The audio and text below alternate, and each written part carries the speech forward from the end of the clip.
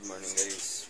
For today's video, ngayong araw na to guys, napansin ko yung mga inakay natin, plus batch na inakay natin, namamaga yung mga mata nila. Ano kaya nangyari nito guys?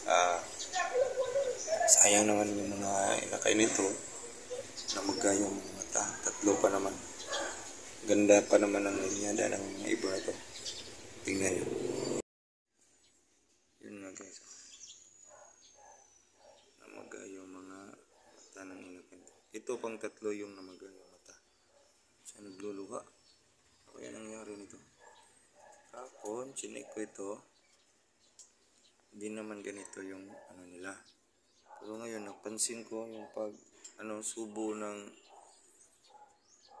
nanay at tatay. Napansin ko yung grizzle. Itong grizzle, white grizzle natin guys. Ito yung napansin ko. Magkabilaan to guys. Ano nangyari nito? Diba kaya sa lamok? Ito namang cookies natin. Grabe itong cookies guys. At saka yung checkered. Yung cookies Magang maga. Ito magkabilaan talaga yung maga ng mukha. Ito namang checkered. Baga din, ganun din. Sayang talaga itong mga ibon na ito pag nabulag. Ito, grabe yung kita nyo naman. Sa kabila, hindi masyado. Ito lang tatlo. Pero yung guys, yung dalawang inakay natin, yung last batch din, pakita ko sa inyo, wala naman, okay naman. Ito lang talagang tatlo, may dumapo na sakit. Yun nagpainom pa ako ng Sintrom o calcium niya, tapos sinabayan ko ng bitin dito para maano lang yung sakit nila, mabilis mawala. Ayan, kukunin ko yung dalawa guys, baka may hawa na rin yun.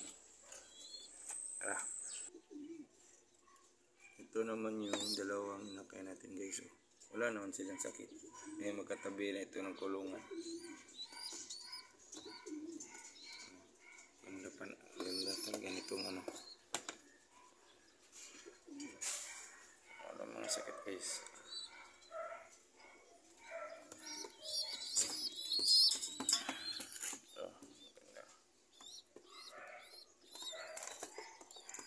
Sa limang ibon natin na last batch guys, yun, itong tatlo may sakit, itong dalawa healthy. Kayang magandang suggestion nyo guys na magandang gamot para sa mga ganyang sakit, i-comment nyo na lang dyan sa baba guys, para malapatan natin ng magandang gamot to. Sayang naman to si Cookies at saka ito si White Grizzle. Update ko kayo bukas guys sa natin, mga ibon natin. Hanggang dito naman tayo, bye.